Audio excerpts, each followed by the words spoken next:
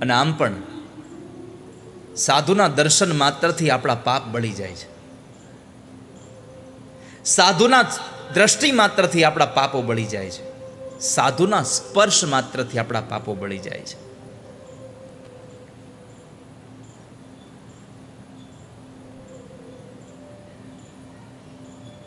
નારદજી ઉભા રહ્યા. સાધુ સ્વભાવ હતો. અને મેં સાધુ માટે એક વાક્ય કહું આપને. સાધુ કપડાં બદલીને થવું એમના કરતાં પણ સ્વભાવ બદલીને સાધુ થશો તો જીવનમાં તમારી બહુ આ સંસારના લોકો તમારી સરાહના કરશે.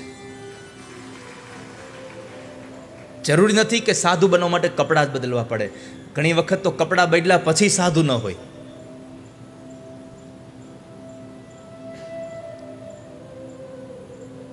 સાધુ બનવા માટે થઈને તમારે એક જ વાતની આવશ્યકતા છે, તમારો સ્વભાવ બદલી નાખો.